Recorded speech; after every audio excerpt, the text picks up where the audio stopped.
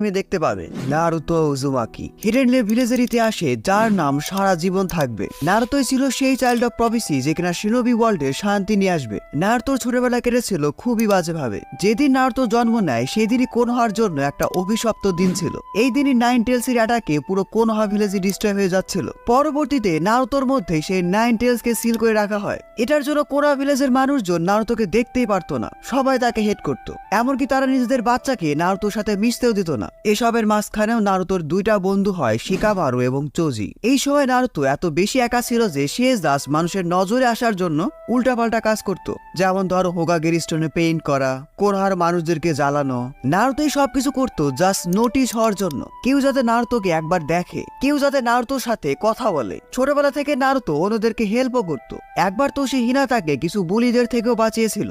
এর পরবর্তীতে হিনাটাই প্রথম মানুষ হয় যে কিনা নারুতোকে অ্যাডমায়ার করতে থাকে। কিন্তু আমাদের ডাম নারুতো পছন্দ করত সাকুরাকে। একদম ছোটবেলায় নিনজা একাডেমিতে নারুতোর চোখ পড়ে সাসকের উপর। সাসকেও কিন্তু নারুতোর মতো একাই ছিল। তখন নারুতোর কাছে মনে হয় সাসকে এবং সে অনেক ভালো বন্ধু হতে পারবে, কারণ তারা দুইজনই একা। অন্যদিকে সাকুরা আবার সাসকেকে পছন্দ করে। এমনকি যে অ্যাটেনশন নারুতো সবার থেকে চেয়েছিল সেই সব অ্যাটেনশন কেমন জানি সাসকেই পাচ্ছিল। এই জন্যই নারুতো সাসকেকে তার লাইফ লং রাইফেল বানিয়ে ফেলে। নিনজা একাডেমি থেকে গ্র্যাজুয়েট হওয়ার জন্য প্রত্যেকটা শিনোবিকেই শ্যাডো ক্লোন জুৎসু পারফর্ম করতে হবে, কিন্তু নারুতো ঠিকঠাক ভাবে শ্যাডো ক্লোনই বানাতে পারতো না। এটার জন্য নারুতো নিনজা একাডেমিতে ফেল করে। সেই সময় নারুতোর টিচার ছিল ইরুগা সেন্সে। তারই বন্ধু মিজুকি নারুতোকে ম্যানিপুলেট করতে থাকে সিক্রেট স্ক্রোল চুরি করানোর জন্য। মিজুকি নারুতোকে বোঝায় যে এই স্ক্রোল চুরি করলে সে অনেক বেশি পাওয়ারফুল হয়ে যাবে, নিনজা একাডেমিও পাস করে ফেলবে। সে আসলে চেয়েছিল নারুতোকে দিয়ে এই স্ক্রোল চুরি করে পরবর্তীতে জোর করে নারুতোর থেকে সেটা নিয়ে নেওয়ার। স্ক্রোল চুরি করার পর আমাদের ইরুকা সেন্সে নারুতোকে খুঁজতে থাকে। খুঁজতে খুঁজতে সে নারুতোকে পেয়েও যায়। পরবর্তীতে সে নারুতোকে বলে যে সেই স্ক্রোলটা তাকে দিয়ে দিতে,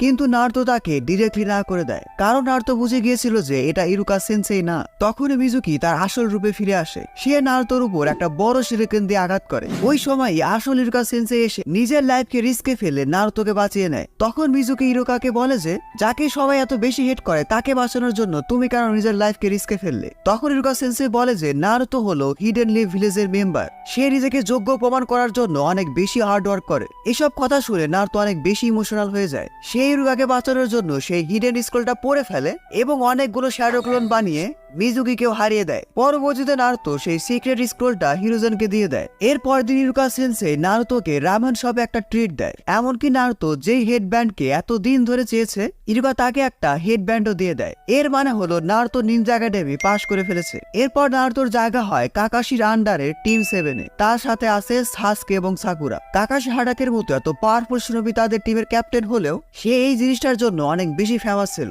কারণ সে এখন পর্যন্ত কোনো টিমকে অ্যাপ্রুভালই করেনি। কাকাশির টিমে জয়েন হতে হলে তাদেরকে একটা বেল টেস্ট পাস করতে হবে। এই টেস্ট এমন হয় যে কাকাশির কাছে দুইটা বেল আছে। কাকাশির কাছ থেকে এই দুইটা বেলের মধ্যে যে কোনো একটা বেলকে নিতে হবে, নিতে পারলেই তারা পাস। নারুতোকে তো তোমরা সবাই চিনোই। কোন রকম চিন্তা ভাবনা না করে সেই কাকাশির উপরে অ্যাটাক করে দেয় সেই বেলকে নেওয়ার জন্য। কিন্তু সে কাকাশির কাছে যাওয়া মাত্র হিডেন ভিলেজের সবচেয়ে পাওয়ারফুল জুৎসু থাউজেন্ড ইয়ার্স অফ ডেথের স্বাদ গ্রহণ করে। এই টেস্টের কিছু ক্রাইটেরিয়া ছিল।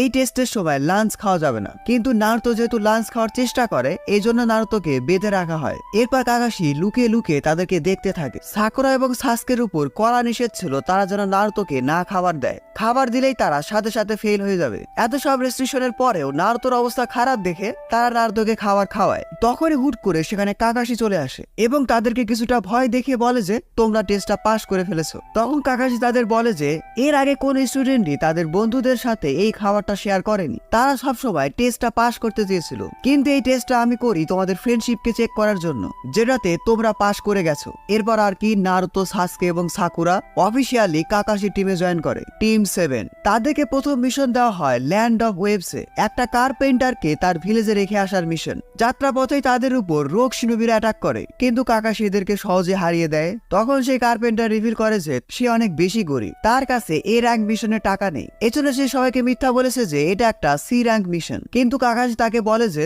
তারা তাদের মিশনকে কমপ্লিট করবে, এটা যতই ডেঞ্জারাস হোক না কেন। এছাড়াও সেই লোক কাকাশিকে বলে যে তারা তাদের গ্রামে একটা ব্রিজ বানাতে চায়, কিন্তু একটা রিচ ম্যানের জন্য তারা সেটা করতেই পারছে না। ল্যান্ড অফ ওয়েভস এর জন্য এই ব্রিজটা বিল্ড করা অনেক বেশি গুরুত্বপূর্ণ। সেই রিচ ম্যান আবার হায়ার করেছিল জাবুজাকে, খুবই পাওয়ারফুল শিনোবি। জাবুজার সাথে আমাদের টিম 7-এর বেশ ভালোই একটা ফাইট হয়। জাবুজা অনেক পাওয়ারফুল হলেও কাকাশি তাকে কোনোভাবে হারিয়ে দেয়।